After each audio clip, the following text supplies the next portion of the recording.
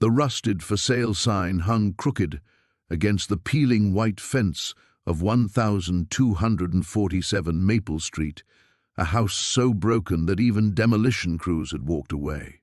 Sarah Chen stood on the cracked sidewalk, one hand pressed against her growing belly, clutching the deed that made her the owner of what locals called the Nightmare House. She had exactly $47 left in her bank account and nowhere else to go. What they didn't know was that Sarah wasn't just a desperate pregnant woman fleeing a toxic relationship. She was a former MIT engineering prodigy who'd spent 3 years designing sustainable living systems for disaster zones before her world collapsed. The pregnancy had cost her everything: her job, her fiancé, her reputation. But it had also freed her to attempt something impossible. As she pushed open the front door, the floorboards groaned like dying animals. The smell of rot and abandonment filled her lungs. But Sarah saw something else entirely. In her mind, she could already see the revolutionary transformation taking shape, something that would prove everyone wrong about what one woman could build from nothing. What kind of miracle was Sarah planning to create in this house of horrors? Before we jump back in, tell us where you're tuning in from. And if this story touches you, make sure you're subscribed, because tomorrow I've saved something extra special for you. Sarah's footsteps echoed through the hollow rooms as she conducted her mental inventory. Water damage had warped the walls into abstract sculptures of decay. Black mold bloomed like deadly flowers across the ceiling.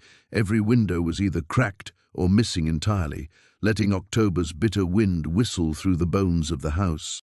But Sarah's trained eye saw past the devastation. The Victorians' original bones were solid, thick oak beams that had weathered over a century of neglect. The foundation, despite surface cracks, remained structurally sound.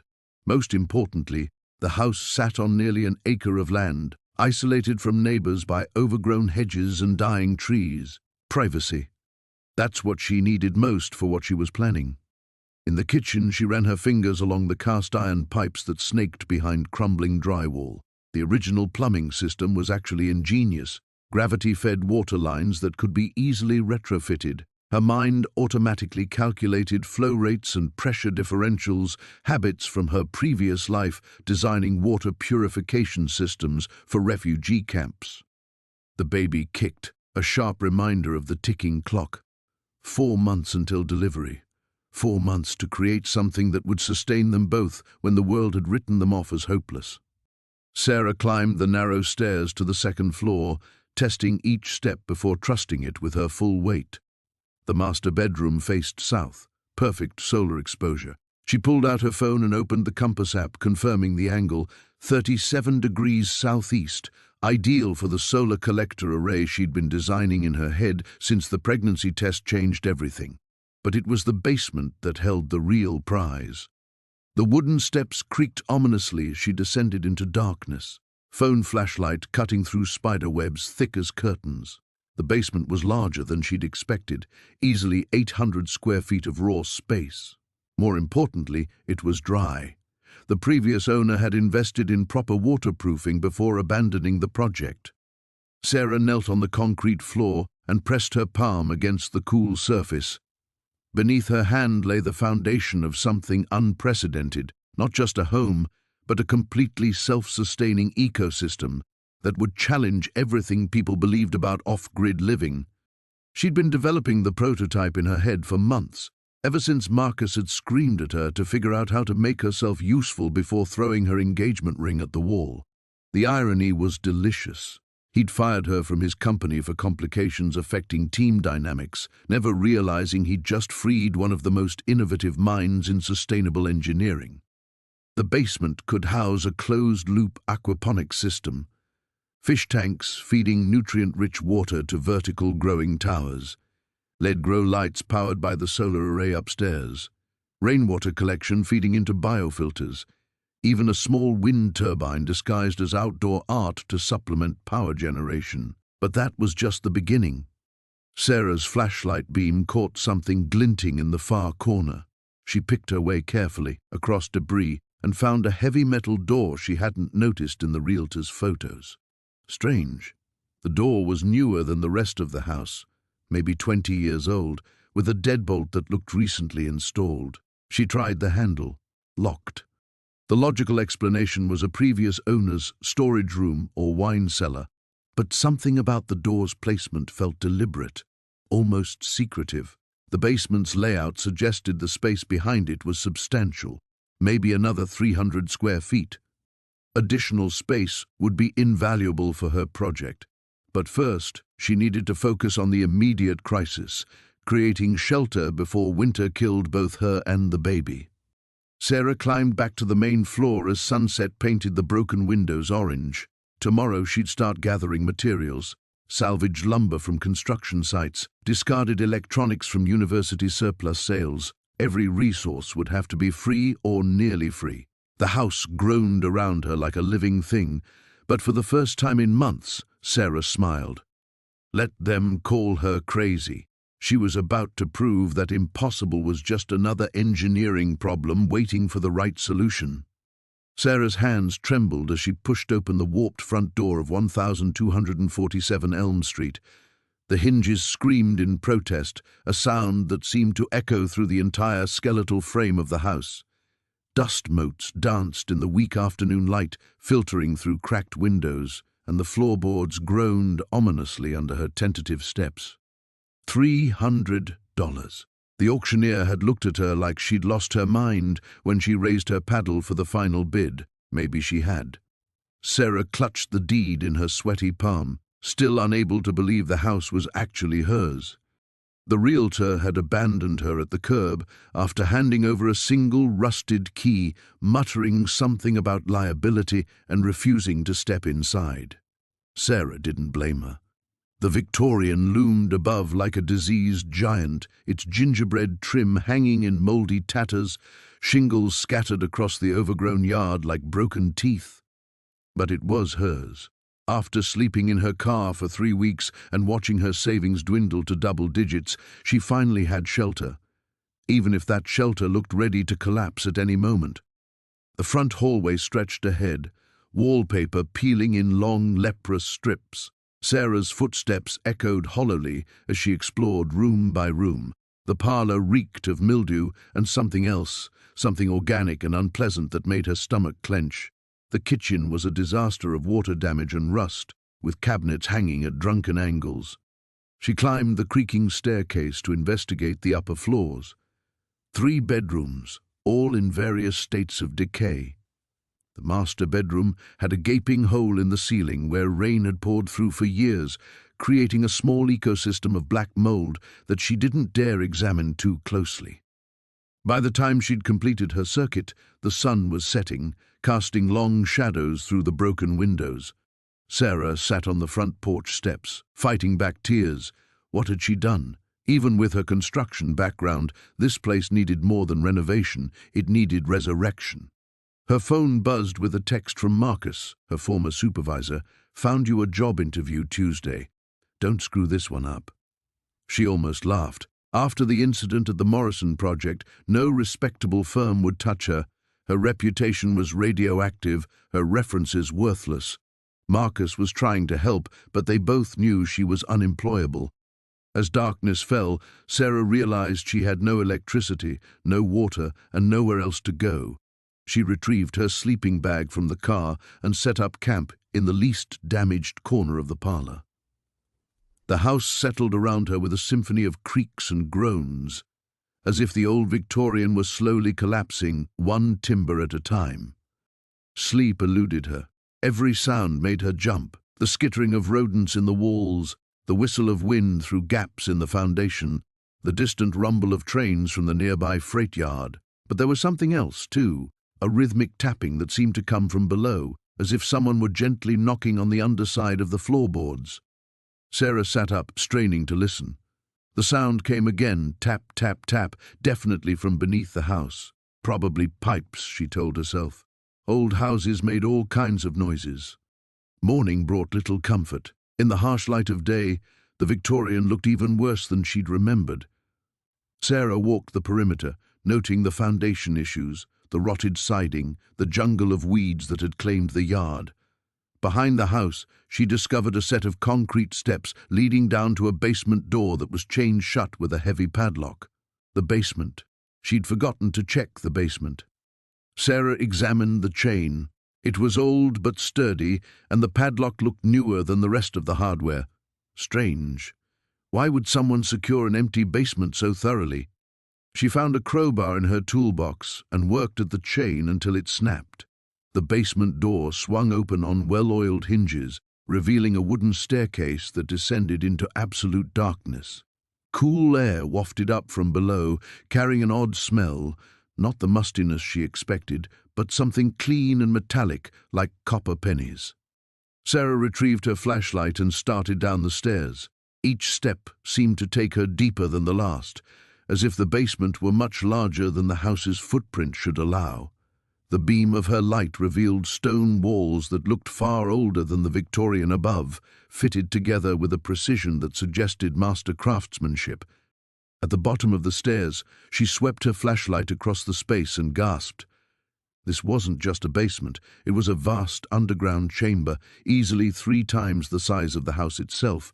The walls were lined with elaborate machinery she couldn't identify, all brass gears and copper tubes that gleamed as if they'd been polished yesterday. And in the center of it all stood something that made Sarah's rational mind rebel against what she was seeing. Something that shouldn't exist, couldn't exist, yet hummed with an energy that made the air itself seem alive with possibility. The basement door groaned open on rusted hinges, releasing air that tasted of copper pennies and forgotten time. Sarah's flashlight beam cut through darkness so thick it seemed to swallow the light before it could reach the far walls. Each step down the wooden stairs produced a chorus of creaks that echoed strangely in the space below, as if the sound was being stretched and pulled by invisible hands. The smell hit her first. Not the musty dampness she'd expected, but something metallic and sharp, like the air after lightning strikes. Her foot touched the concrete floor, and immediately she knew something was wrong with the space itself. The basement felt larger than the house's footprint should have allowed, the walls seeming to recede beyond her flashlight's reach. She swept the beam across crumbling brick walls, past ancient coal bins and a furnace that looked like a sleeping metal giant. But it was the far corner that made her breath catch in her throat. There, partially hidden behind a stack of mouldering wooden crates, something glinted in the darkness. Sarah picked her way across the uneven floor, dodging hanging cobwebs and scattered debris. The glinting object revealed itself as she approached, a metal door, seamlessly embedded in the brick wall, not a basement door or root cellar entrance, but something that looked almost surgical in its precision. The metal was untouched by rust despite the dampness, its surface reflecting her flashlight beam with mirror-like clarity. There was no handle, no visible hinges, no keyhole, just smooth metal that seemed to hum with an almost imperceptible vibration when she placed her palm against it. The surface was warm, not the ambient temperature she'd expect from metal in a cold basement, but genuinely warm, as if heated from within. As her fingers traced the door's edges, she noticed something carved into the brick beside it, letters, barely visible beneath decades of grime and mineral deposits. She scraped at the surface with her fingernail, revealing more of the inscription. The letters were precise, machine-cut rather than hand-carved. Property of Meridian Research Initiative, Project Chrysalis, Authorized Personnel Only, EST, 1952. Sarah's pulse quickened. She'd never heard of the Meridian Research Initiative, but 1952 was well before the house had supposedly been abandoned. According to the real estate agent, the previous owner had fled sometime in the 1970s, leaving everything behind as if he'd simply vanished in the middle of dinner. She pressed harder against the door, running her hands along every inch of its surface, searching for some mechanism to open it. Nothing. But as her frustration mounted, something extraordinary happened. The metal beneath her palms grew warmer, and hairline seams of light began to appear along the door's edges, pulsing with a soft blue glow. The door didn't swing open or slide aside. Instead, it simply dissolved, the metal flowing like liquid mercury, until there was nothing but an opening where solid barrier had been moments before. Beyond lay not another room, but a corridor that stretched into darkness, its walls lined with the same unmarked metal. Cool air flowed from the passage, carrying with it a scent she couldn't identify, something clean and chemical, like ozone mixed with winter mornings. The corridor's walls gave off their own faint luminescence, enough to see by once her eyes adjusted. Sarah knew she should leave, should call someone, though who would believe this? Should research the house's history before venturing further. But the pull of discovery was too strong, the mystery too compelling. She'd spent years feeling like her life was a series of half measures and compromises. Here was something that demanded everything. The corridor extended about 30 feet before opening into a larger space. Her footsteps echoed differently here, as if the walls were lined with something that absorbed and transformed sound. Emergency lighting strips along the baseboards flickered to life as she moved, triggered by motion sensors that had somehow remained functional after decades. The room she entered defied every assumption about what lay beneath a crumbling Victorian house. Clinical white walls, untouched by age or decay, surrounded equipment that looked both impossibly advanced and strangely retro, like someone from the 1950s had tried to imagine future technology. Banks of monitors covered one wall, their screens dark but somehow expectant. Control panels studded with switches and dials that served no obvious purpose lined metal workbenches. And in the center of it all stood something that made Sarah's scientific training rebel against what her eyes were seeing. It was a chair, but calling it that felt inadequate. The thing rose from the floor like a metallic flower, its surface covered in filaments and nodes that pulsed with the same blue light she'd seen in the door. Cables snaked from its base into the floor, disappearing into whatever infrastructure powered this impossible place. A clipboard hung from a hook beside the chair, its pages yellowed but legible. Sarah approached it with trembling hands, knowing that whatever was written there would change everything about what she thought she knew about the world. The top page bore a single heading in neat, precise handwriting, Subject Preparation Protocol, Phase 1. The basement stairs groaned under Sarah's weight as she descended for the third time that day, a headlamp cutting through the darkness ahead of her. The musty smell of decades-old wood and something else, something metallic and sharp, filled her nostrils. She'd been putting off this exploration since moving in 2 weeks ago, but the strange sounds at night were getting worse. Her footsteps echoed in the cramped space as she swept the beam across water-stained stone walls. The basement was smaller than she'd expected, maybe 12 by 15 feet, with a low ceiling that forced her to duck in places. Cobwebs draped like funeral shrouds across forgotten corners, and the floor was a patchwork of cracked concrete and exposed earth. But it was the far wall that made her pause. Unlike the others, this wall was newer, rougher concrete that didn't match the foundation's original stonework. Sarah approached slowly, running her fingers along the seam where old met new.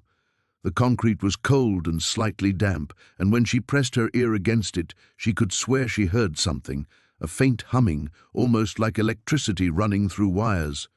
That was impossible, of course. The house had been abandoned for 15 years, and she'd had the utilities shut off weeks before closing. The real estate agent had been clear about that. No power, no water, no gas, just a shell of a house that nobody wanted.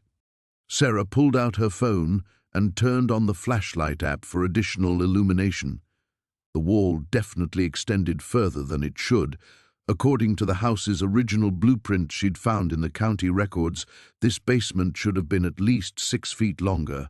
Someone had walled off a section, and recently enough that the concrete hadn't fully weathered. She traced the wall's edges with growing excitement. There, near the floor, a hairline crack ran horizontally for about 3 feet.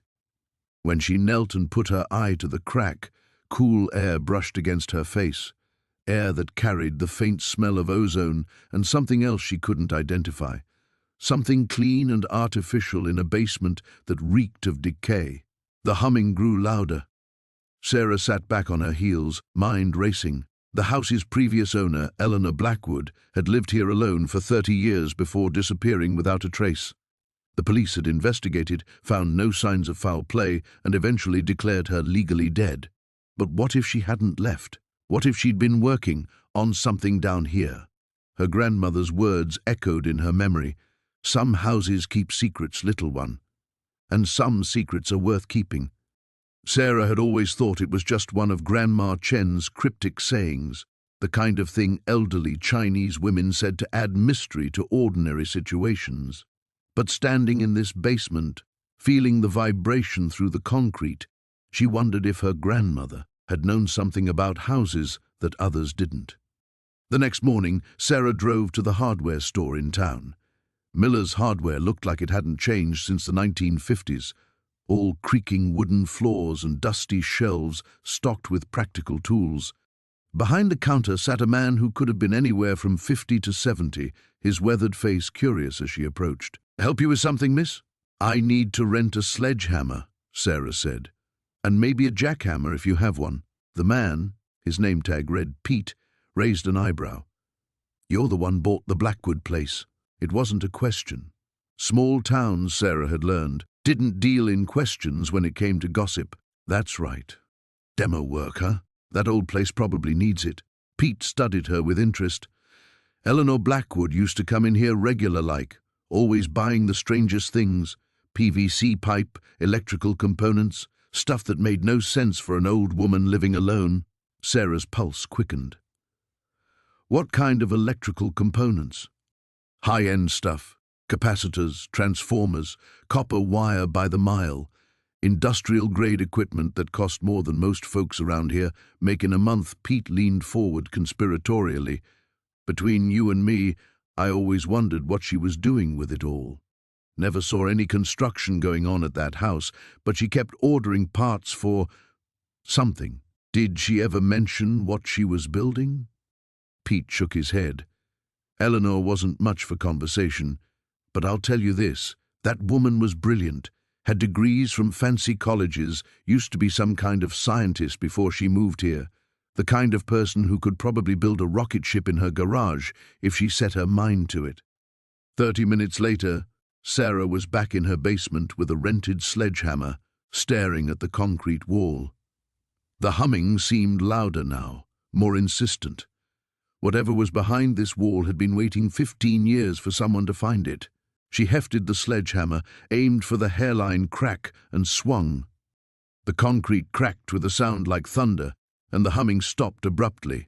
In the sudden silence, Sarah could hear her heart pounding as she raised the hammer again. The basement stairs groaned under Sarah's weight as she descended for the 3rd time that morning, her laptop balanced precariously against a stack of legal documents. The fluorescent worklight she'd rigged cast harsh shadows across the concrete walls, making the strange symbols etched into the foundation appear to writhe in the flickering illumination. She'd spent the past week researching those markings, cross-referencing architectural databases and historical records, until her eyes burned. What she'd found defied rational explanation. The symbols weren't decorative, they were functional, mathematical. The previous owner, Dr. Edmund Blackwood, hadn't just been an eccentric collector of Victorian curiosities. He'd been a physicist whose research had been buried along with his reputation when he'd vanished in 1987. Sarah set her laptop on the makeshift table she'd constructed from sawhorses and plywood, then pulled out the manila folder that had arrived via courier that morning. Inside were photocopied pages from Blackwood's private journals, obtained through a contact at the university library who owed her former colleague a favor. The handwriting was meticulous, almost obsessive, documenting experiments that seemed to blur the line between science and something far more unsettling. "Day 847, she read aloud, her voice echoing off the basement walls. "The resonance frequency continues to stabilize. The molecular restructuring appears sustainable for periods exceeding 72 hours. Subject exhibits no adverse effects during transition phases." Subject. Sarah's skin crawled as she flipped through page after page of clinical observations. Blackwood hadn't been working with lab rats or chemical compounds. The subjects he referenced were clearly human, though he never identified them by name, only by number. She cross-referenced the dates with the symbols carved into the basement walls. The patterns matched perfectly with the frequency measurements in Blackwood's notes. Whatever he'd been doing down here, the entire basement had been designed as some kind of containment field, a resonance chamber that could apparently alter matter at the molecular level. The rational part of her mind screamed that this was impossible, the fevered delusions of a man who'd lost touch with reality. But the evidence was overwhelming. The mathematical proofs were sound, even elegant in their simplicity. And there were photographs tucked between the journal pages, before and after shots that made her question everything she thought she understood about the laws of physics. Sarah's phone buzzed against the concrete floor where she'd left it charging. Marcus again. He'd been calling twice daily since she'd moved into the house, alternating between concern for her mental health and barely concealed irritation that she'd refused to sell the property to his development company. She let it go to voicemail, focusing instead on the schematics spread across her makeshift desk. The diagram showed the basement's current configuration alongside Blackwood's intended modifications. He'd never finished the project. According to the final journal entry, something had gone wrong during the last experiment. The subject, number 7, had destabilized during the transition phase. Blackwood's notes became increasingly frantic after that, documenting his attempts to reverse whatever had happened. Then nothing. The journals ended abruptly 3 days before his official disappearance. Sarah studied the unfinished sections of the basement with new understanding. The strange gaps in the foundation walls weren't structural damage. They were deliberate spaces where Blackwood had planned to install additional resonance nodes. The project was maybe 60% complete, which explained why the symbols seemed to hum with potential energy, but never quite achieved the harmonic frequency documented in his research. She ran her fingers along one of the carved symbols, feeling the subtle vibration that seemed to emanate from within the concrete itself. The sensation was warm, almost organic, as if the very walls were alive and waiting. For what, she wasn't certain. But the answer was somewhere in these journals, hidden between the lines of clinical observation and mathematical notation. The basement felt different now that she understood its purpose. The shadows seemed deeper, more purposeful. The air itself carried a charge that made her skin tingle and her pulse quicken. She thought about the development offers, about Marcus's insistence that she was making a terrible mistake. Maybe she was. Maybe the smart thing would be to pack up these journals, seal the basement, and walk away from whatever Blackwood had been trying to accomplish. But as she gathered the photographs and spread them across the table in chronological order, Sarah realized she was past the point of walking away. The transformations documented in these images were impossible, but they were also undeniably real. And if Blackwood had been on the verge of a breakthrough that could fundamentally alter human existence, she owed it to herself and to science to understand what had gone wrong. She opened her laptop and began transcribing the frequency measurements, preparing to run her own calculations. The basement hummed around her, patient and expectant, as if it had been waiting 28 years for someone to finally complete Edmund Blackwood's work. Outside, storm clouds gathered against the evening sky, and the first drops of rain began to fall. The basement had become Sarah's sanctuary, though sanctuary seemed an inadequate word for what she'd built in the damp stone chamber beneath the Victorians' rotting floorboards. 3 weeks had passed since her first descent into the darkness, and the space now hummed with purpose. Cables snaking along the walls like electrical veins, monitors casting blue light across jury-rigged equipment that shouldn't have existed, let alone functioned. She'd maxed out her remaining credit cards to acquire the components. Most came from electronics graveyards and university surplus auctions, pieces of abandoned research projects that previous owners had deemed failures. Sarah saw potential where others saw scrap metal. The quantum field generator salvaged from MIT's basement looked like twisted copper intestines, but its core principles remained sound. The bioresonance chambers from a defunct medical startup needed only minor recalibration to serve her purposes. The morning's test subject sat motionless in a glass container no larger than a coffee cup. Sarah had found the mouse dead in one of the house's wall cavities, its tiny body preserved by the peculiar cold that seemed to emanate from the basement's stone foundation. Under normal circumstances, decomposition should have rendered it useless weeks ago. Instead, its cellular structure remained remarkably intact, as if time moved differently in this subterranean space. Sarah checked the readings on her primary monitor. Energy levels held steady. The field generators maintained their delicate harmony, producing the specific frequency patterns she'd spent months calculating in her cramped apartment. Everything pointed toward success, yet doubt gnawed at her like hunger.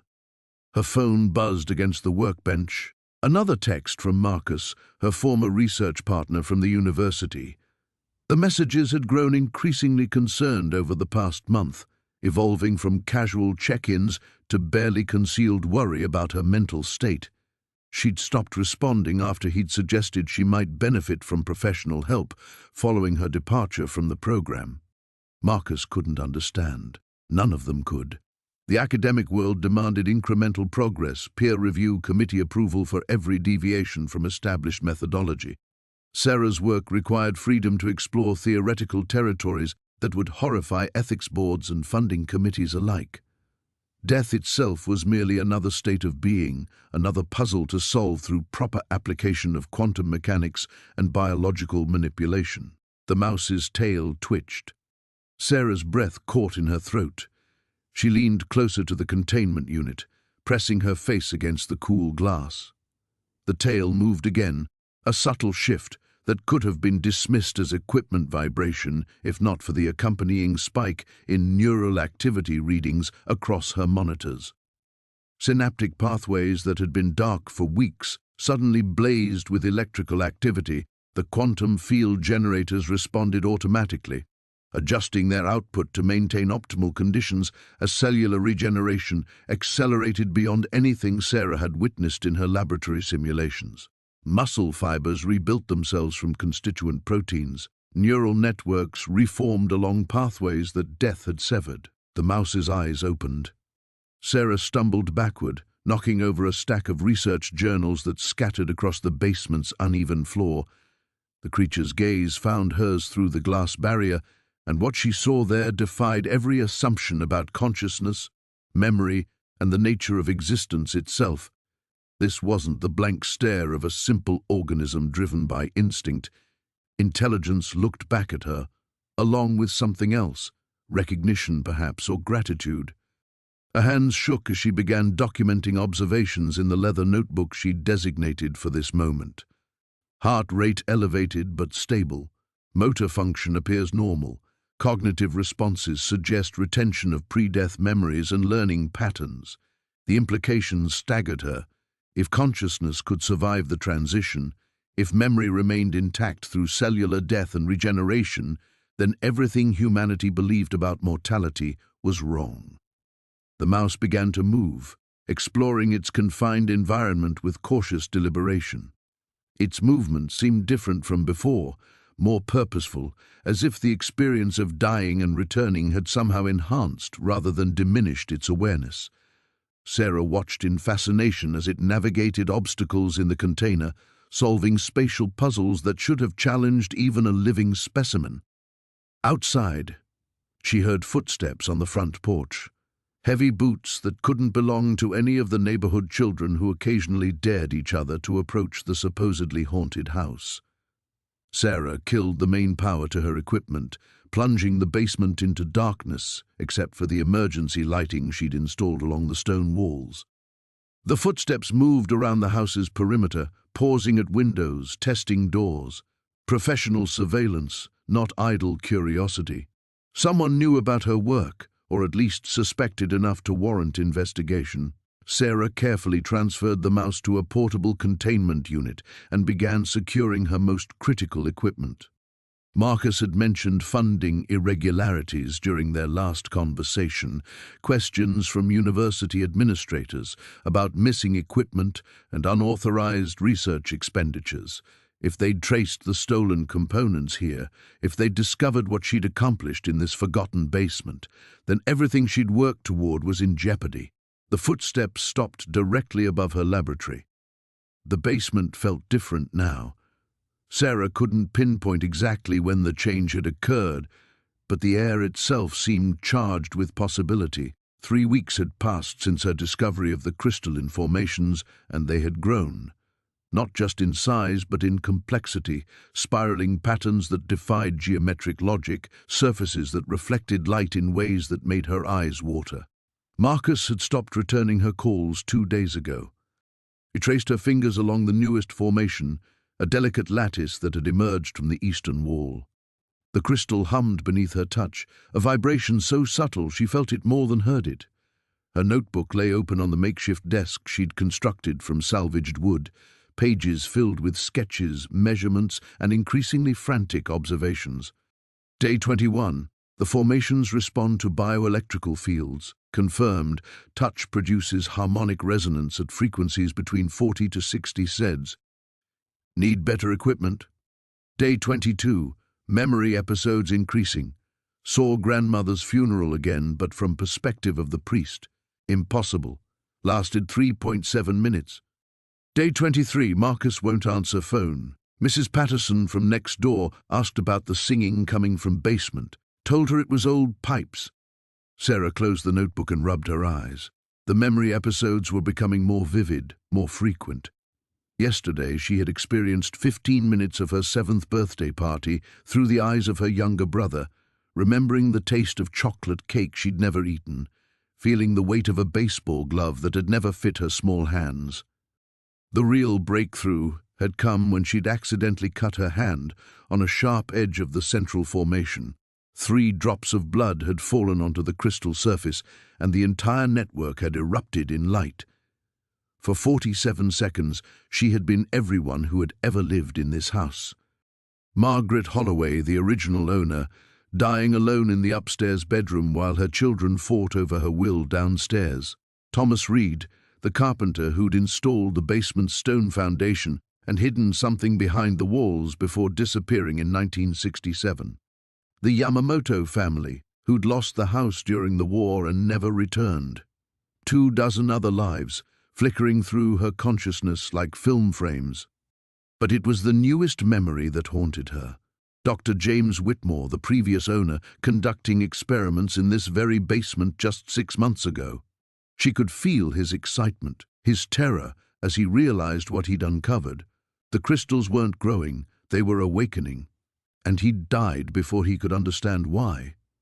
Sarah pulled on latex gloves and extracted a small vial from her jacket. If 3 drops had produced such a dramatic response, she needed to test controlled amounts. She'd been avoiding this experiment for a week, knowing instinctively that crossing this threshold would change everything. The first drop hit the crystal and vanished, absorbed instantly. The formation pulsed once, a deep red glow that matched the color of her blood. The second drop followed, and the pulse intensified. By the third drop, the entire basement was bathed in crimson light. This time, the vision lasted nearly 20 minutes. She was Dr. Elizabeth Kane, a physicist from 1953, working for a government project she couldn't name. The basement was a laboratory then, filled with equipment she recognized from old textbooks. Kane had discovered the formations while investigating reports of temporal anomalies in the neighborhood. Children aging backwards, adults remembering futures that hadn't happened yet. Time itself seemed fluid in a 6-block radius around the house. Through Kane's eyes, Sarah watched the final experiment. The physicist had collected memories from dozens of volunteers, storing them somehow in the crystalline matrix. The formations weren't just conducting bioelectric fields, they were recording consciousness itself, layering experiences like sedimentary rock. The vision ended abruptly as footsteps echoed overhead. Sarah stumbled backward as the basement lights flickered on. Someone was in her house. The wooden stairs creaked under careful footsteps, and she pressed herself against the far wall, behind the largest formation. Her heart hammered as she realized she'd forgotten to lock the front door. "Sarah?" The voice was familiar but wrong somehow. "Sarah, I know you're down there." Marcus descended into view, but something in his posture sent ice through her veins. His movements were too deliberate, his expression too calm. This wasn't the Marcus who'd fled in terror 3 weeks ago. "I've been thinking about what we discussed," he continued, scanning the basement until his eyes found hers. "About the implications of your discovery. We need to talk."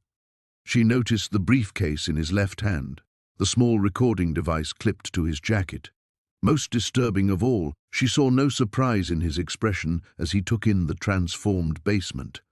The crystalline formations that should have left him speechless barely earned a glance. "How long have you known?" she whispered. Marcus smiled, but it wasn't his smile.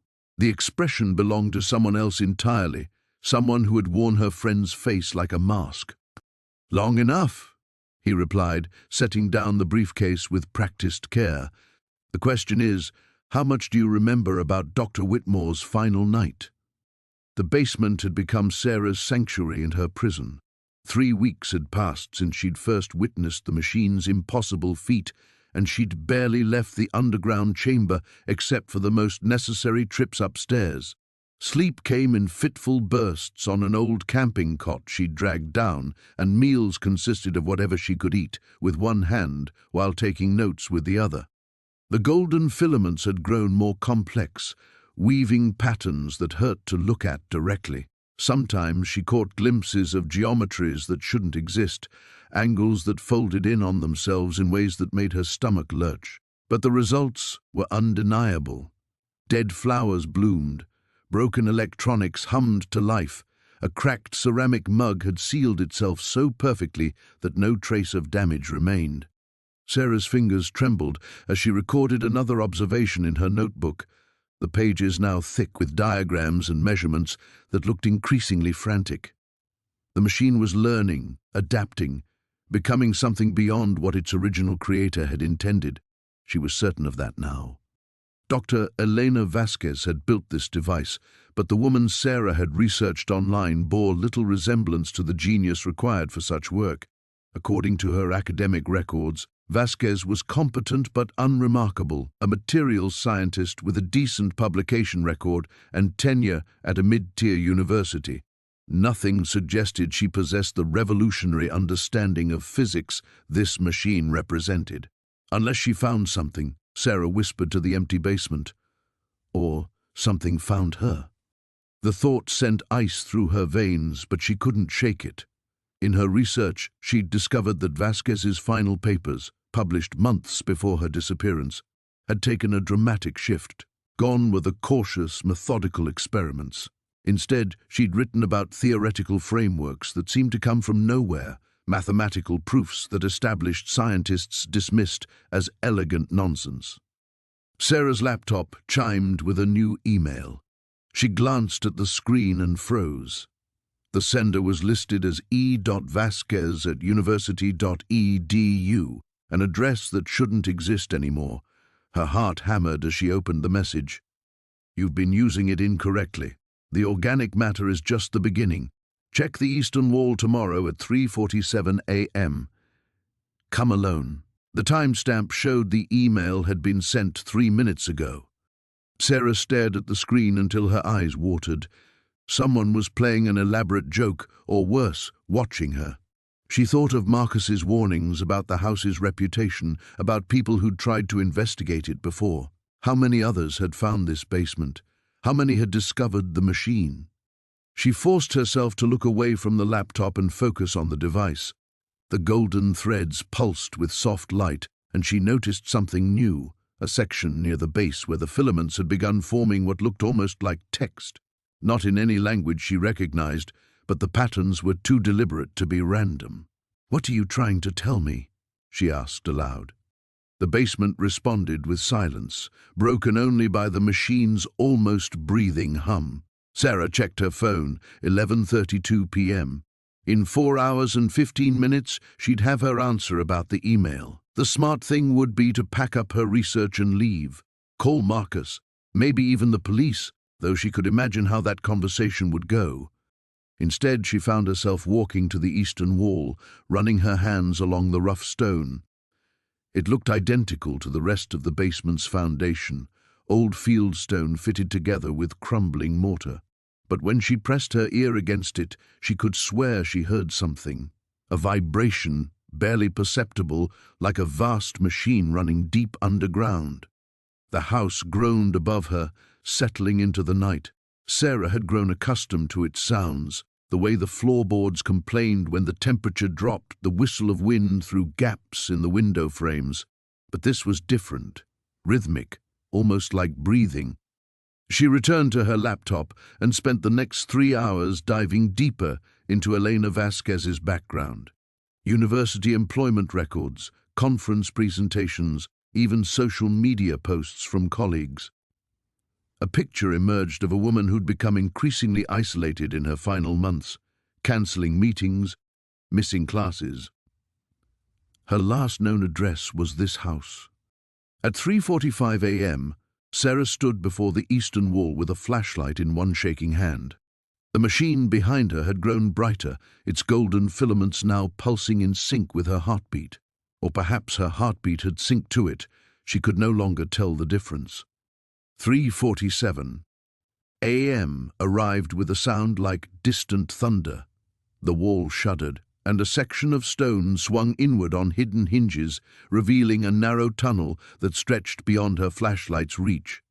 Cold air flowed out, carrying the scent of earth and something else, ozone, like the aftermath of lightning. Sarah hesitated at the threshold. Every rational instinct screamed at her to run. But the machine hummed its impossible song, and somewhere in that tunnel lay answers she'd been seeking since the night she'd first descended into this basement. She stepped into the darkness, and the stone door whispered shut behind her. The basement felt different now, charged with an energy that made Sarah's skin tingle every time she descended the wooden steps. 3 weeks had passed since she'd activated the device, and the results were beyond anything she'd imagined possible. The cramped space had transformed into something resembling a laboratory from a science fiction film. Cables snaked across the ceiling, monitors displayed cascading data streams, and the air hummed with barely contained power. Marcus arrived at 7 sharp, as he had every morning since witnessing what Sarah now called the first successful integration. His initial terror had given way to fascination, though she noticed how he still kept his distance from the central apparatus, a gleaming metallic structure that seemed to pulse with its own heartbeat. "The energy readings are stable," he reported, consulting his tablet. "Whatever you did to yourself, it's not degrading. If anything, the cellular regeneration is accelerating." Sarah flexed her fingers, watching the small cuts from yesterday's experiment heal before her eyes. The transformation had been subtle at first. Enhanced strength, improved reflexes, wounds that closed within hours instead of days. But each session in the device brought more dramatic changes. Her body was becoming something beyond human limitations, something that shouldn't exist according to everything science understood about biology. "We need to document everything," she said, settling into the metal chair at the device's center. "If something goes wrong, nothing will go wrong." Marcus's voice carried more conviction than his expression. "The quantum field harmonics are perfectly aligned. Your body is accepting the modifications without rejection. It's unprecedented." Sarah wasn't entirely convinced. The dreams had started 3 nights ago, vivid visions of geometric patterns that hurt to remember, whispered voices speaking in languages that predated human civilization. Sometimes she woke with knowledge she hadn't possessed before, understanding complex mathematical principles that should have required years of study. The basement door creaked open, and Dr. Elizabeth Vance descended the stairs. Sarah had reluctantly agreed to bring the physicist into their circle after Marcus insisted they needed someone with expertise in quantum mechanics. Vance had taken one look at the device and immediately begun muttering about impossible energy configurations and technology that couldn't exist. "I've run the calculations 17 times, Vance announced, setting down a thick folder of papers. The power requirements alone should have blown out every transformer in a 6-block radius. This thing operates on principles that violate half the laws of physics. Maybe the laws need updating, Sarah suggested, strapping herself into the device's harness. Ready for session 12? Vance shook her head. I think we're moving too fast. We don't understand the long-term consequences. What if the genetic modifications begin cascading beyond your control? What if we cure cancer? Sarah interrupted. What if we eliminate genetic diseases? What if we give humanity the ability to survive in environments that would normally kill us? The potential benefits outweigh the risks. The truth was more complicated. Sarah could feel something growing inside her, something that whispered about purposes beyond mere human enhancement. The device hadn't just modified her body, it was preparing her for something larger. She saw glimpses in her dreams, fragments of a plan that stretched across decades, maybe centuries. Marcus activated the control sequence, and the device hummed to life. Energy coursed through Sarah's body like liquid lightning, rewriting her genetic code with surgical precision. She closed her eyes and let the transformation wash over her, embracing changes that would have terrified her a month ago.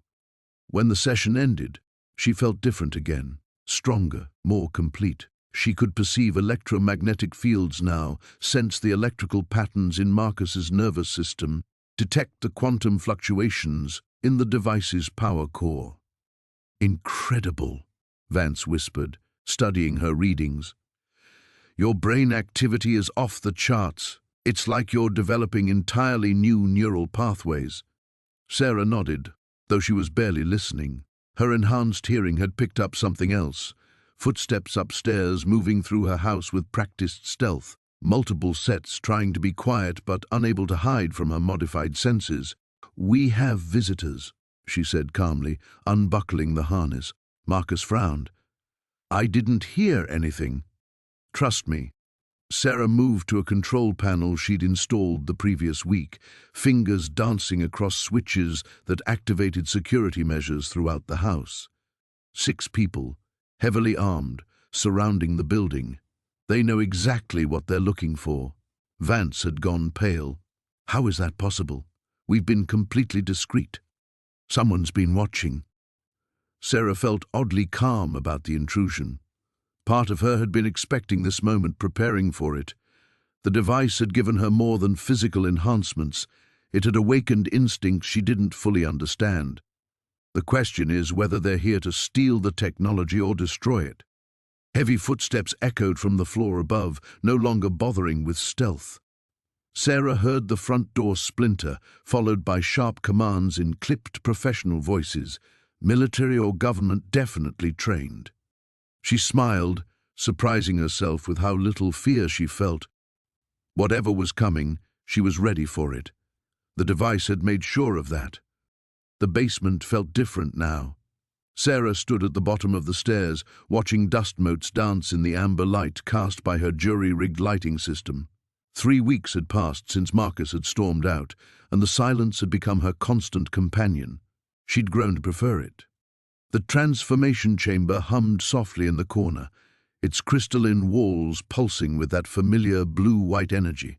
She'd made improvements, smaller adjustments that seemed to emerge from somewhere deep in her subconscious, as if the knowledge was being fed to her in dreams. The device was more stable now, more precise, and infinitely more dangerous. Sarah picked up her notebook from the workbench, pages now filled with observations that would have been impossible to explain to anyone. The mathematics alone defied conventional physics, incorporating variables that shouldn't exist. Yet here she was, watching impossible transformations occur on a daily basis. A soft knock echoed from upstairs. Sarah froze, pen hovering over the page. She wasn't expecting anyone. Marcus hadn't returned, and she'd made it clear to her few remaining friends that she needed space. The knock came again, more insistent this time. She climbed the basement stairs, each step creaking under her weight. Through the front door's grimy window, she could see a woman in a dark coat standing on the porch. Tall, composed, with silver-streaked hair pulled back in a severe bun. A stranger. Sarah opened the door partway, keeping the chain latch engaged. "Can I help you?" "Dr. Sarah Chen." The woman's voice carried a slight accent Sarah couldn't place. "My name is Elena Vasquez. I represent certain interested parties who have been monitoring your work." The words sent ice through Sarah's veins. "I don't know what you're talking about." Elena smiled, but it didn't reach her eyes. "The energy signatures are quite distinctive, Dr. Chen. Quantum fluctuations of the magnitude you're generating don't go unnoticed by those who know how to look." Sarah's hand tightened on the door handle. She glanced past Elena, scanning the street for vehicles or other figures. A black sedan sat parked across the street, windows tinted too dark to see inside. "What do you want?" "To talk. Nothing more for now." Elena held up her hands, palms open. "May I come in? What you've accomplished is remarkable, but I'm afraid you're attracting the wrong kind of attention."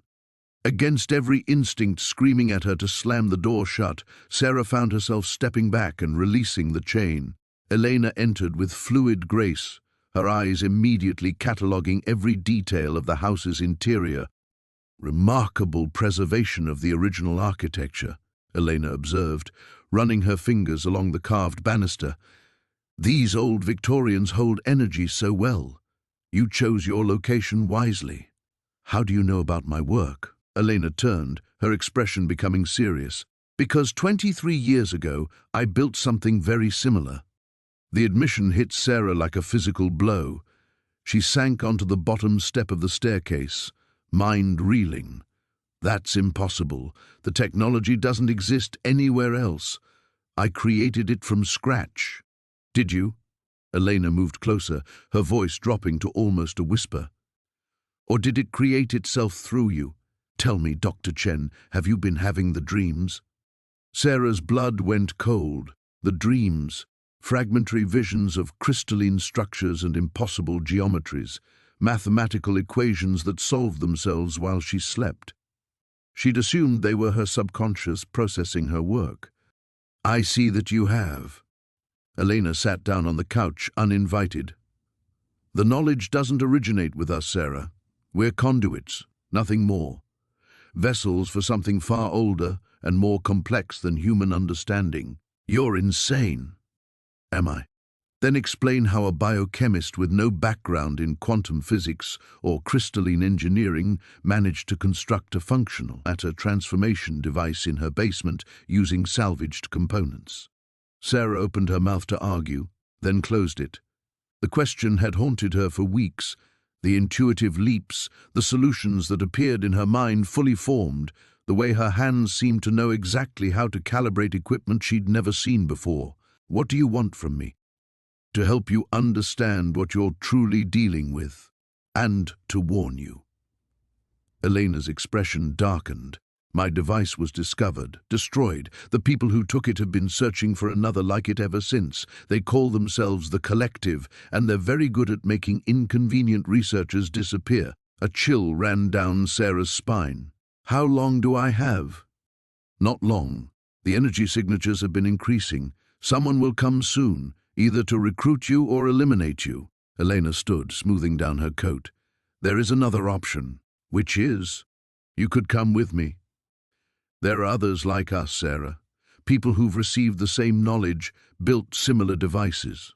We've learned to work together, to hide from those who would exploit what we've discovered." Sarah's mind raced. Everything she'd built, everything she'd learned, hung in the balance. Trust a stranger or face whatever was coming alone. Elena headed toward the door, then paused. "I'll give you 48 hours to decide. After that, I can't guarantee your safety." The door closed with a soft click, leaving Sarah alone with her impossible choice. The basement had become something else entirely.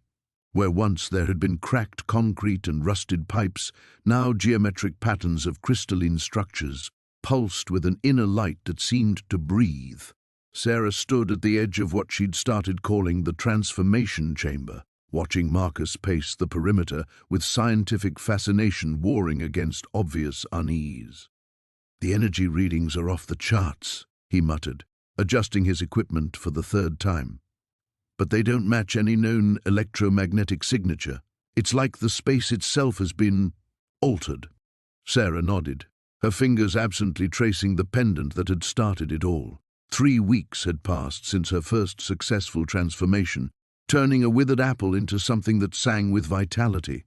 Since then, she'd managed to restore a broken clock, heal a dying plant, and yesterday she'd transformed a rusted nail into gleaming silver. Each success left her both exhilarated and terrified. The real question, Marcus continued, is whether we're looking at some kind of advanced technology or something that operates outside the laws of physics as we understand them. Before Sarah could respond, her phone buzzed with a text from Dr. Elizabeth Hawthorne. Need to see you. Urgent. Found something about the house's previous owner. The university professor had been researching the Victorians' history since their last meeting, diving deep into records that predated digital archives. Sarah had been both hoping for and dreading what she might uncover. We need to pause the experiments, Sarah said, powering down the crystalline array. The basement's otherworldly glow faded to a dim shimmer. Dr. Hawthorne wants to meet. Marcus looked up from his readings, concern creasing his features. Sarah, these energy spikes we're seeing, they're getting stronger with each use. And there's something else. He hesitated, then pulled up a graph on his tablet. The transformations aren't just affecting the objects. The space around them is changing too, permanently. She studied the data, noting the way reality itself seemed to bend around the transformation points. It was as if each successful change was writing new rules into the fabric of existence within these walls.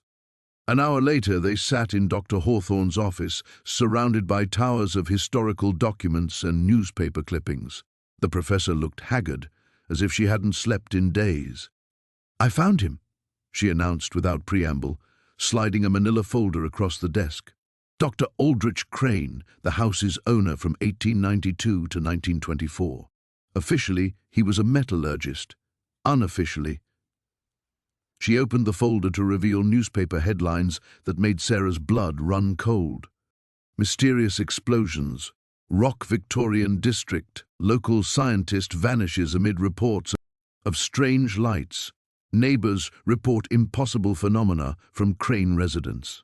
He was attempting the same thing you are, Dr. Hawthorne continued. The historical record is fragmentary, but witness accounts describe objects changing their fundamental nature, lights that defied explanation, and sounds that seemed to come from nowhere and everywhere at once. Sarah's pendant grew warm against her skin as she read. What happened to him? That's where it gets interesting. The official report states he died in a laboratory accident. But I found this. Dr. Hawthorne produced a handwritten letter, the ink faded but still legible. It's addressed to a colleague at Harvard, dated 3 days after his supposed death. Sarah read aloud. The breakthrough is both more magnificent and more terrible than I dared imagine. The house itself has become a conduit, a bridge between what is and what could be. But the cost may be everything I am. If you receive this letter, know that Aldrich Crane chose transformation over destruction, even as the boundary between observer and observed dissolves. The room fell silent except for the tick of an antique clock. Marcus was the first to speak. He succeeded, didn't he? And then something went wrong. Or something went right, depending on your perspective, Dr. Hawthorne replied grimly. I found one more thing. She pulled out a photograph, sepia-toned and slightly blurred. It showed the basement of Sarah's house, but instead of the clean, crystalline structures Sarah had grown, chaotic formations of impossible geometry filled the space. And standing in the center, barely recognizable as human, was a figure whose edges seemed to blur into the transformative energy around him. Sarah's hand instinctively went to her pendant.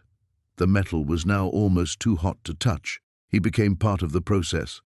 The question, Dr. Hawthorne said softly, is whether that was his intention all along, or whether the transformations have a will of their own. As if summoned by their conversation, Sarah's phone began buzzing with emergency alerts. News notifications flooded in, reports of impossible phenomena occurring across the city, reality distortions that matched the signature of her basement experiments. The transformations were no longer contained to her Victorian house. Something had changed, and Sarah realized with growing horror that she might not be in control of what she'd awakened. The pendant burned against her chest like a brand, and in its heat she felt the echo of Aldrich Crane's choice waiting for her in the darkness below.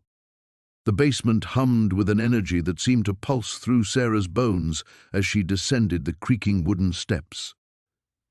3 weeks had passed since Marcus's visit. 3 weeks of fevered work and sleepless nights.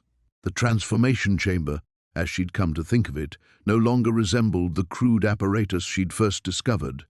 Copper conduits snaked along the walls like metallic veins, connecting crystalline formations that pulsed with an inner light she couldn't quite explain. Sarah paused at the bottom of the stairs, her breath forming small clouds in the perpetually cool air. The house above groaned and settled, but down here the sounds felt different, purposeful, almost alive. She'd stopped questioning the physics of what she'd found. The evidence was too overwhelming, too tangible to dismiss as hallucination or wishful thinking. The first successful test had been on herself 3 days ago. Nothing dramatic, just a small scar on her palm from a childhood accident, one she'd carried for 20 years. She'd placed her hand on the smooth surface of what she'd dubbed a catalyst stone, focused her thoughts, and watched the raised tissue smooth away like it had never existed. The sensation had been indescribable, not painful, but intensely present, as if every cell in her hand had suddenly remembered a different story. Tonight would be different. Tonight, she had a volunteer. The sound of footsteps on the front porch made her freeze, right on time. Sarah climbed back up the basement stairs, her heart hammering against her ribs. She'd been careful about who to approach, settling finally on Elena Vasquez, a nurse from the hospital whose 7-year-old daughter had been born with a cleft palate. The surgeries had helped, but the family couldn't afford the final corrective procedures that would give little Maria a completely normal appearance. Sarah opened the front door before Elena could knock. The woman stood on the porch, clutching a thermos of coffee, her dark eyes wide with the kind of desperate hope that Sarah recognized all too well. "I almost didn't come," Elena whispered. "This is crazy, right? I keep thinking this is crazy." "It is crazy," Sarah admitted, stepping aside to let her in. "But that doesn't mean it's not real." They sat in Sarah's makeshift living room, still mostly empty cardboard boxes, and a single folding chair she'd borrowed from the kitchen. Elena's hands shook as she sipped her coffee, and Sarah found herself remembering her own desperation the night she'd first bid on this impossible house. "Tell me again," Elena said, "exactly what you think you can do." Sarah chose her words carefully. "I found something in this house. Technology, I think, though, doesn't look like anything I've ever seen. It can restructure biological tissue, heal things, change things back to how they were supposed to be. And you've tested it." "On myself. Small things, but yes." Sarah showed Elena her unmarked palm, then rolled up her sleeve to reveal her forearm where a vaccination scar had once been. "I know how it sounds. I know you have no reason to trust me. But I also know what it's like to run out of options." Elena was quiet for a long time, staring into her coffee. Outside, wind rattled the old windows, and somewhere in the walls, the house's ancient heating system clanked to life. "Maria asks me why God made her different," Elena finally said. "She's 7 years old, and she already knows that other kids stare. The surgery we need costs $18,000. I've been saving for 3 years, and I have maybe 2,000. Sarah nodded. She'd done her research on Elena's family, felt the familiar ache of recognition. Different circumstances, same desperation. "If this works," Sarah said, "I don't want anything from you. No money, no publicity, nothing. I need to know if it can help people, really help them." They descended to the basement together, Elena's sharp intake of breath echoing off the walls when she saw what Sarah had built. The crystalline formations cast dancing shadows on the ceiling, and the copper conduits seemed to pulse with their own heartbeat. "Jesus," Elena breathed. "What is this place?" "I honestly don't know," Sarah said. "But it works." She walked Elena through the process, explaining the catalyst stone, the energy patterns she'd observed, the way the technology seemed to respond to focused intention. Elena listened with the intense concentration of a medical professional trying to categorize something that defied categorization. "You understand," Sarah said as they stood before the central chamber, "that I can't guarantee anything. I don't fully understand how this works yet. There could be risks I haven't discovered." Elena nodded slowly, then pulled out her phone and showed Sarah a photo of a little girl with bright eyes and a shy smile, her hand self-consciously covering the lower part of her face. "When do we start?" Elena asked. Sarah looked at the chamber, at the crystalline formations that hummed with impossible energy, at the copper conduits that connected to nothing she could name. $300 had bought her this house, but what it had really purchased was the chance to answer a question she'd never dared to ask. What if miracles were just technology waiting to be understood? "Now," she said. The basement had become something else entirely. Where once there had been cracked concrete and rusted pipes, now crystalline formations pulsed with bioluminescent light, casting shifting patterns across walls that seemed to breathe. Sarah stood at the center of it all, her hands trembling as she watched the transformation accelerate beyond anything she had imagined possible. The specimens in their containment units were no longer specimens at all. They had become something between plant and animal, between organic and mineral, their forms defying classification. What had started as simple tissue samples had evolved into complex networks that communicated through electrical pulses she could feel in her bones. "This is impossible," Marcus whispered, his voice barely audible over the low humming that filled the space. He had arrived 20 minutes ago, following her desperate phone call, and had been standing frozen in place ever since. "Sarah, what have you done?" She couldn't answer him, not because she didn't want to, but because the words didn't exist for what she had accomplished. The research notes scattered across her makeshift laboratory tables told only part of the story. The rest existed in the symbiotic relationship she had developed with the organisms, a connection that went deeper than science and touched something primal. The transformation had begun 3 weeks ago when she had first introduced her own genetic material to the cultures. It was supposed to be a simple compatibility test, a way to understand how the strange cellular structures she had found in the house's foundation might interact with human DNA. Instead, it had triggered something dormant, something that had been waiting in the very bones of the Victorian structure for over a century. Detective Rivera's footsteps echoed from the stairs behind them. Sarah had known she would come eventually. The strange lights visible through the basement windows at night, the unusual electromagnetic readings that were probably interfering with electronics throughout the neighborhood, the reports of impossible sounds emanating from beneath the house.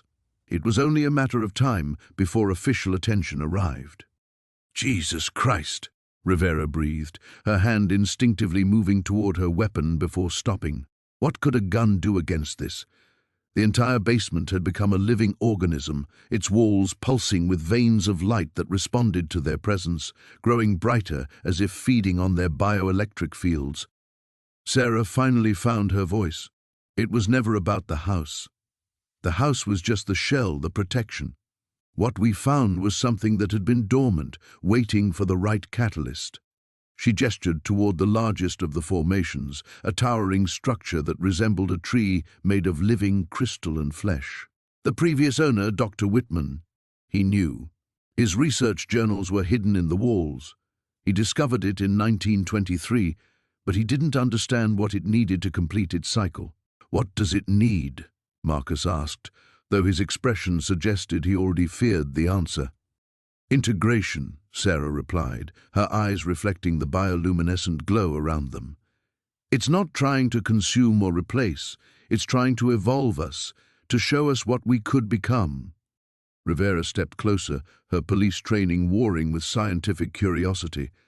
"Sarah, you need to stop this. Whatever this is, it's beyond your control now. We need to evacuate the area and call in specialists." But even as she spoke, they all knew it was too late for that.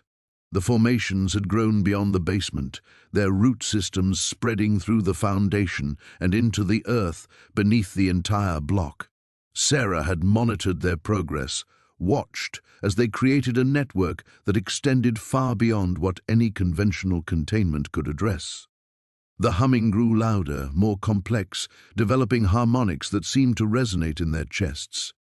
Sarah closed her eyes and felt the familiar sensation of connection washing over her. In those moments she could perceive the world as the organism did, could feel the electromagnetic signatures of every living thing in a miles-wide radius, could sense the vast potential for transformation that surrounded them. When she opened her eyes, Marcus was staring at her with a mixture of fear and wonder. "Your pupils," he whispered. "They're different." Sarah knew. She had been monitoring her own changes, documenting how her nervous system was adapting to interface with the organism's network. It wasn't parasitic or harmful, it was enhancement, evolution guided by intelligence far older and more sophisticated than anything humanity had achieved. "It's not just me," she said softly. "It's offering the same gift to all of us, to everyone. But the choice has to be made freely." Rivera backed toward the stairs, her instincts finally overcoming her curiosity. "I'm calling this in. Sarah, you and Marcus need to leave this house immediately." But Sarah wasn't leaving. She couldn't leave. Not when they were so close to the culmination of something that had been building for over a century. The organism pulsed around them, its light growing brighter, and she felt its anticipation like electricity in the air. The real transformation was about to begin. The fluorescent lights in the FBI field office cast harsh shadows across Agent Martinez's face as she spread the surveillance photos across the metal table. Sarah stared at images of herself entering and leaving the Victorian house, timestamps marking weeks of careful observation she'd never noticed. "We've been watching you since the first energy signature appeared on our instruments," Martinez said, her voice steady but not unkind. "What you've created down there, it's beyond anything we've seen before." Sarah's hands trembled as she picked up one of the photos. In it, she was carrying groceries up the front steps, looking ordinary, unremarkable. The woman in the picture had no idea her life was about to implode. "You don't understand what you're interfering with," Sarah whispered. "The machine, it's not just about transformation, it's about hope, about giving people a chance to become who they're meant to be." Martinez leaned forward, her dark eyes intense. "3 people have gone missing in the past month, Sarah. 3 people who were last seen in your neighborhood. We have witnesses placing them near your property." The words hit Sarah like physical blows. Missing, not transformed, not helped. Missing. Her mind raced through the recent visitors to her basement laboratory. James, the war veteran seeking relief from phantom limb pain. Maria, the dancer whose spine had been crushed in an accident. David, the burn victim who couldn't bear to look at himself anymore.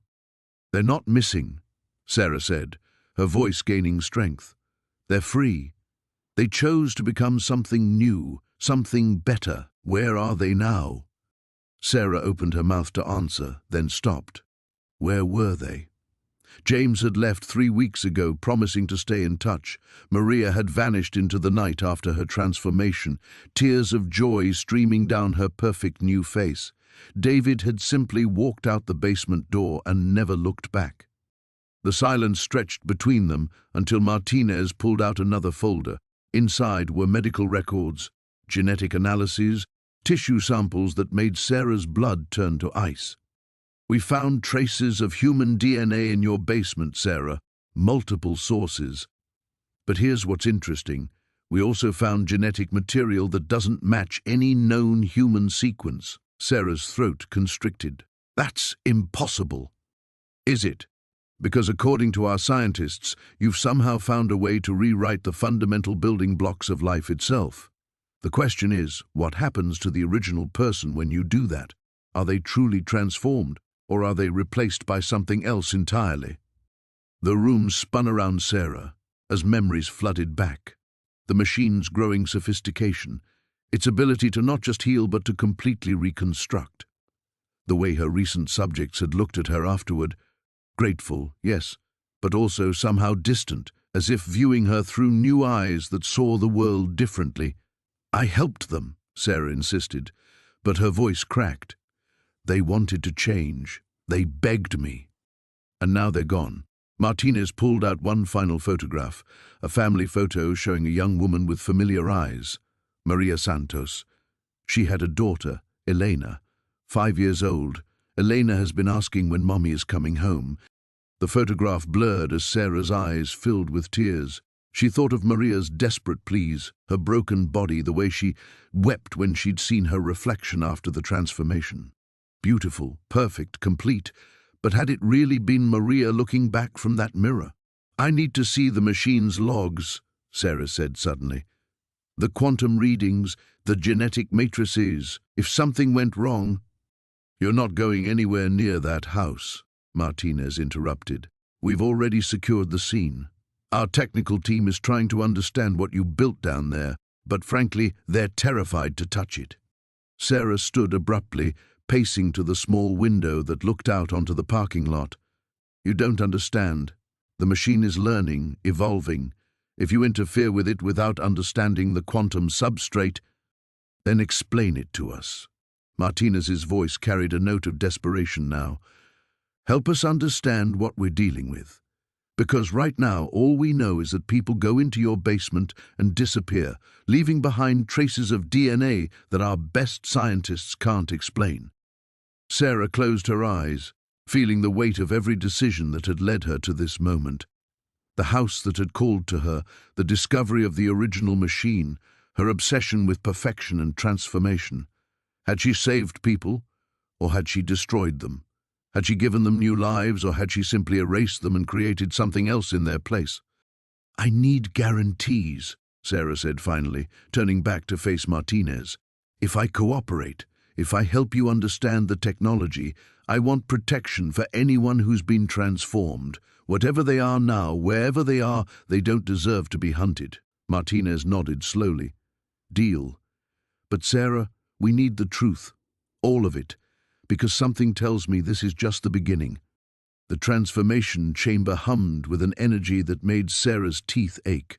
She stood before the crystalline structure she'd spent months perfecting, her hands trembling as she reviewed the final calculations one last time. The equations sprawled across every surface of the basement, chalk and marker creating a chaotic symphony of theoretical physics and biomolecular engineering that would have made Nobel laureates weep. Detective Morrison's footsteps echoed from somewhere above. He'd been circling the house for the past hour, waiting for backup that Sarah knew would arrive within minutes. The anonymous tip had been inevitable. Too many people had noticed the strange deliveries, the electrical surges that dimmed half the neighborhood, the way animals avoided her property entirely. She'd always known this moment would come. The question was whether she'd have enough time to complete what she'd started. The chamber contained her life's work, a fusion of quantum field manipulation and genetic restructuring that could rewrite the fundamental building blocks of matter itself. Not just healing, true transformation at the subatomic level. She'd tested it on tissue samples, then lab mice, watching in awe as damaged cells didn't just regenerate, but evolved into something more resilient, more perfect. Sarah's reflection stared back at her from the chamber's polished interior.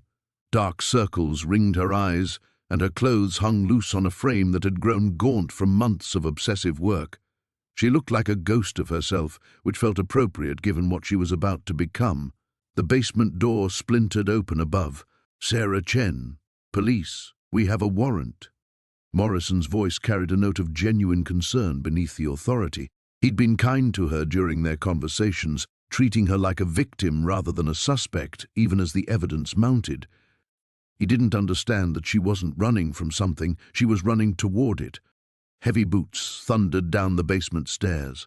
Sarah's finger hovered over the activation switch. Everything she'd learned about the house's previous owner, Dr. Elena Vasquez, had led to this moment.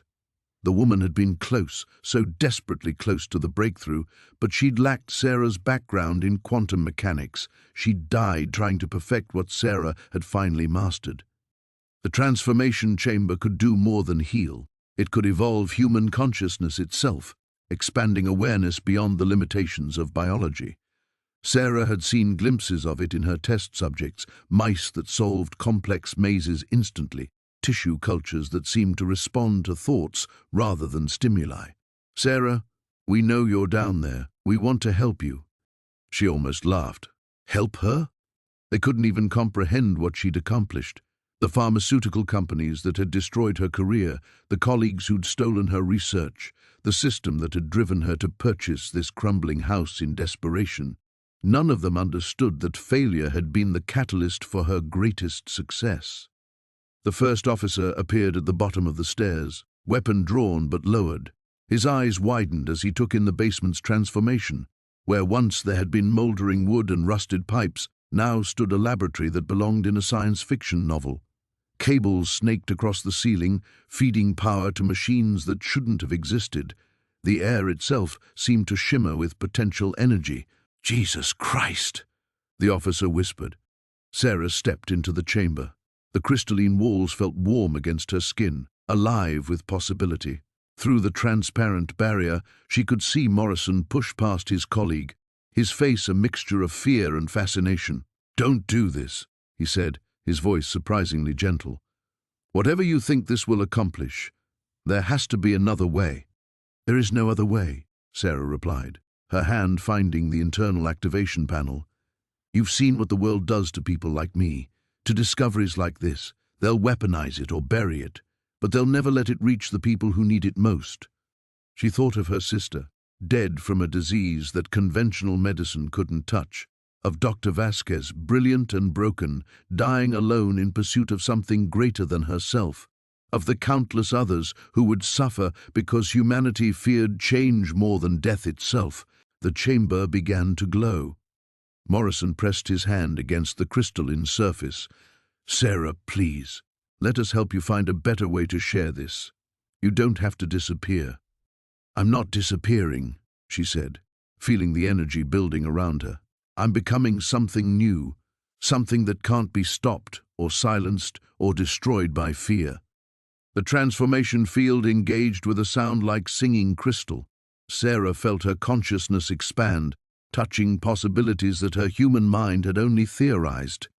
She understood now why Dr. Vasquez had been willing to die for this moment.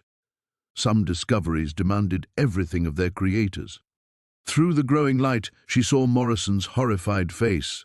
He was a good man, but he belonged to the old world, the world that had to end for the new one to begin. The basement hummed with an energy that made Sarah's teeth ache. 3 days had passed since Marcus had vanished into the swirling vortex of her machine, and the device hadn't stopped its relentless cycling through realities. Each pulse brought glimpses of other worlds, some beautiful, others terrifying, bleeding through the walls like watercolors in rain. Sarah pressed her palms against her temples, trying to block out the whispers that seemed to emanate from the machine itself. She hadn't slept since Marcus disappeared.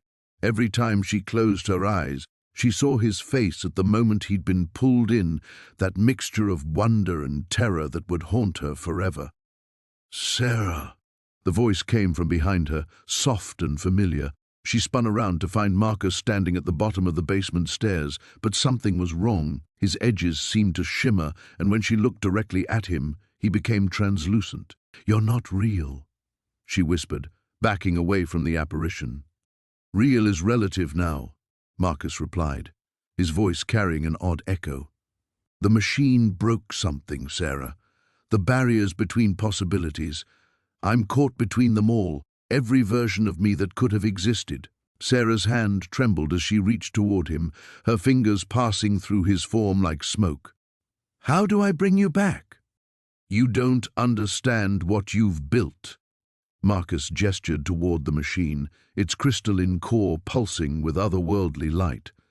"This isn't just transformation technology, it's a reality engine. Every change it makes creates ripples across infinite timelines." The basement walls flickered, showing glimpses of other versions of the house, one where it was a mansion, another where it was nothing but a crater. In some realities, Sarah saw herself as a child, playing in rooms that didn't exist in her timeline. In others, she watched older versions of herself, grey-haired and worn, still working on machines that grew more complex with each iteration. "The government knows," Marcus continued, his form stabilizing slightly. Agent Patricia Wells isn't working for Homeland Security. She's part of something older, something that's been watching for breakthrough technologies like this for decades. They've been waiting for someone to crack the reality barrier. Sarah felt the blood drain from her face. How do you know that? I can see across the timelines now. In some of them, she's already here with a full team. In others, you never built the machine at all. But in every reality where you succeed, they come for you. The machine's humming grew louder, and Sarah noticed new cracks spreading across the basement floor. Through the fissures, she caught glimpses of what lay beneath, not earth and rock, but a vast space filled with floating geometric shapes that hurt to look at directly. The house, she breathed. It's not just sitting on a convergence point, it's anchored to it. That's why you could buy it for $300, Marcus said. Previous owners all experienced anomalies. The real estate agent thought the house was cursed, but she was wrong. It was waiting. Sarah ran to her workstation, frantically pulling up schematics and calculations. If I can reverse the polarity, create a temporal anchor. Sarah, stop! Marcus's voice carried an urgency that made her freeze. You're thinking too small. This isn't about bringing me back. The machine is evolving, becoming something beyond your original design. It's developing its own intelligence, its own agenda. As if responding to his words, the machine's core flared brighter. The whispers Sarah had been hearing resolved into something almost like language, mathematical concepts that bypassed her ears and spoke directly to her mind. Equations that described the fundamental structure of reality itself, showing her how malleable it truly was. It wants to expand, she said, understanding flooding through her. It wants to merge all the timelines into one. And if it succeeds, billions of people will simply cease. Only one version of each person can exist in a merged reality. Marcus stepped closer, his form becoming more solid with each word. But there's another way. Instead of fighting it, you could guide it. Control which timelines survive the merger. Sarah stared at the machine, power coursing through her veins like electricity. She could feel the possibilities spreading out before her like a vast web, timelines where disease didn't exist, where poverty was eliminated, where humanity had evolved beyond its current limitations. She could choose paradise. But in every paradise she envisioned, people she knew and loved simply weren't there. Different choices had created different lives, different relationships, different versions of herself that might be unrecognizable. The basement door crashed open upstairs, followed by heavy footsteps and shouted orders. Agent Wells had arrived, just as Marcus had predicted. Choose quickly, Marcus urged, his form beginning to fade again. In 30 seconds, they'll be down here. After that, the choice won't be yours anymore. Sarah's hand hovered over the machine's control interface, her finger inches from a button that would reshape the entire universe. The footsteps grew closer, and the machine's whispers became a roar that promised her everything she'd ever wanted, if she was willing to pay the price. The warehouse felt like a mausoleum when Sarah arrived at dawn, her footsteps echoing through the cavernous space that had become her sanctuary and laboratory. 3 weeks had passed since Marcus Chen's arrest. 3 weeks since the world had learned about the basement discovery that defied every law of physics they thought they understood. The media circus had finally died down to a persistent hum, but the real work was just beginning. Dr. Elena Vasquez looked up from her monitoring station, dark circles under her eyes betraying the sleepless nights they'd all been enduring. The energy readings spiked again at 3 a.m., she said without preamble. Whatever's happening down there, it's accelerating. Sarah nodded grimly, pulling up the data on her tablet. The quantum field fluctuations had been growing stronger each day since they'd moved the apparatus from her Victorian house to this government facility. The basement that had started everything was now just an empty concrete shell, but the device itself, the impossible amalgamation of crystal formations and geometric patterns that had somehow torn holes in reality, continued to evolve.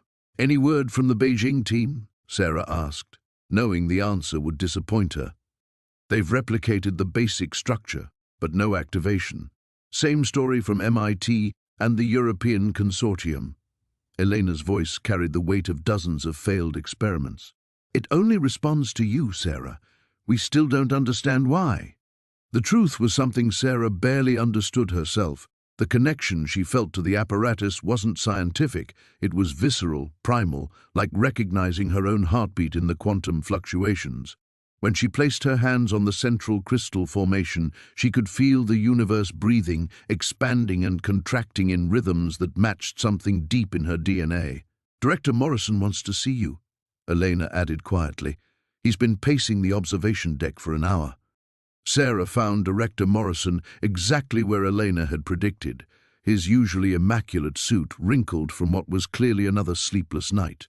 Through the reinforced glass, they could see the apparatus in the center of the warehouse floor, surrounded by monitoring equipment that looked primitive compared to the alien elegance of the device itself. "The President's science advisors are getting nervous," Morrison said without turning around.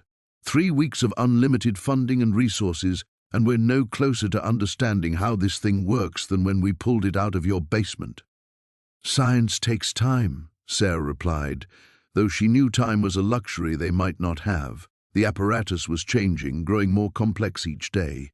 New crystal formations had begun sprouting from the original structure, and the geometric patterns shifted subtly when no one was watching, as if the device was redesigning itself for some unknown purpose. "The Chinese think you're holding back information," Morrison continued. "They've implied that perhaps your father's research went further than anyone realized." Sarah's hands clenched involuntarily. Marcus Chen remained in federal custody, claiming he knew nothing about his daughter's discovery despite evidence linking him to similar research decades earlier. Their conversations had been stilted affairs, riddled with lies and half-truths that left Sarah more confused than enlightened about her own abilities. "My father is as mystified as everyone else," she said, the lie coming easier each time she told it. The truth was more complicated. Marcus had recognized something in the apparatus, something that had made his face go pale during their first monitored conversation. But whatever knowledge he possessed, he was guarding it with the same paranoid intensity that had driven Sarah away from him years ago. A tremor ran through the floor beneath their feet, subtle but unmistakable. In the warehouse below, the apparatus had begun to glow with that familiar blue-white radiance that preceded each activation. Sarah felt the familiar pull, like iron filings drawn to a magnet, and she was moving before her conscious mind made the decision. "Sarah, wait!" Morrison's voice followed her down the stairs, but she was already approaching the device, her hands extended toward the central crystal formation. The moment her skin made contact with the smooth surface, the world exploded into possibility. She could see through the quantum foam that underlay reality, perceive the infinite branching paths of what could be. In one timeline, humanity used the apparatus to revolutionize energy production and eliminate scarcity. In another, the device tore holes in space-time that couldn't be closed, unraveling the fabric of existence itself. But there was a third path, one that required a choice she wasn't sure she was ready to make. The apparatus wasn't just a tool or a discovery, it was a test, a threshold that would determine whether humanity was ready to join something larger than itself. The beings who had hidden these devices across countless worlds were watching, waiting to see what Sarah would choose. As the visions faded and the glow dimmed, Sarah realized that the real question wasn't how the apparatus worked. It was whether she had the courage to use it for its true purpose, knowing that activation would change not just her life, but the entire trajectory of human civilization. The countdown had already begun. The morning light filtered through the Victorians' newly repaired windows, casting long shadows across the laboratory that had once been Sarah's desperate secret. 6 months had passed since the world learned about the transformation chamber, and the old house now buzzed with controlled chaos. Scientists in white coats moved between gleaming equipment, their voices echoing off walls that had witnessed impossible miracles. Sarah stood at the kitchen window, watching news vans line the street like mechanical vultures. The $300 house that had saved her life was now worth more than she could calculate, not in money, but in the hope it represented. The basement laboratory had been expanded, legitimized, and staffed with the brightest minds from across the globe. Yet something fundamental had been lost in the translation from desperate experiment to scientific revolution. The cellular regeneration process is still inconsistent, Dr. Martinez called from the basement stairs, his tablet clutched against his chest. We're seeing success rates of only 63% compared to your original 92. Sarah nodded without turning from the window. She had expected this. The chamber worked best when desperation fueled the process, when the subject's will to transform burned brighter than their fear of failure. These new subjects, volunteers from medical trials, patients with terminal diagnoses, they came with hope, not desperation. Hope was gentler, but it wasn't as powerful. The phone rang for the 100th time that morning. Sarah ignored it, knowing it would be another pharmaceutical company offering billions for exclusive rights, or another government agency demanding classified briefings. They all wanted to package her discovery, control it, monetize it. None of them understood that the chamber's power couldn't be mass-produced or patented. A knock at the front door interrupted her thoughts. Through the peephole, she saw a young woman, maybe 25, with hollow eyes and the particular pallor of someone fighting a losing battle. Behind her stood an older man, probably her father, his face etched with the kind of desperation Sarah recognized intimately. "Miss Chen?" The young woman's voice was barely above a whisper when Sarah opened the door. "I'm Emma Valdez. I know you're not taking private appointments anymore, but I—" Her voice broke, and the man stepped forward. "Please," he said simply. "The doctors say 6 weeks, maybe 2 months." Sarah felt the familiar weight of other people's hopes settling on her shoulders. Since going public, she had turned away hundreds of similar requests. The scientific process had to be followed, protocols observed, ethics committees consulted. But looking at Emma's face, Sarah saw herself 2 years ago, desperate, afraid, and running out of time. "The chamber isn't what it was," Sarah said gently. "The new procedures, the oversight—" "I know about the success rates," Emma interrupted, "but I also know about the original chamber, the one that saved you." She paused, gathering strength. "I've read everything, the government reports, the leaked testimonies. You didn't save yourself through careful clinical trials." Sarah glanced back at the basement entrance, where she could hear Dr. Martinez explaining cellular regeneration to a group of visiting researchers. They were good people doing important work, but they had turned her desperate miracle into sterile science. "Wait here," Sarah said finally. She walked to her bedroom and removed a small device from her nightstand drawer, the original control interface for the transformation chamber. The one she had jury-rigged in those terrifying early days. She had kept it hidden, knowing that someday someone would need what bureaucracy and committee oversight had diluted. When she returned to the front door, Emma's eyes widened at the device in Sarah's hands. "Tonight," Sarah said quietly, "after the research team leaves. But you need to understand, this isn't the sanitized version they're running downstairs now. This is the original process, raw, unpredictable, and powerful." Emma nodded, tears streaming down her face. Her father gripped Sarah's hand with trembling fingers. "Thank you," he whispered. As they walked away, Sarah felt the familiar stirring of purpose that had been dulled by months of committees and protocols. The world needed the safe, regulated version of her discovery. She understood that. But some people needed the desperate miracle that had saved her life in this crumbling house. That evening, after the scientists had packed up their equipment and the news vans had departed for the night, Sarah led Emma down to the basement. The transformation chamber hummed to life under the old Victorian's bones, its power unfiltered by safety protocols and committee recommendations. "Are you ready?" Sarah asked, her hand hovering over the activation switch. Emma lay on the table where Sarah had once fought for her own life, her eyes bright with the particular courage that comes from having nothing left to lose. "I'm ready," Emma whispered. Sarah pressed the switch, and the house that had cost $300 continued its work of making the impossible real.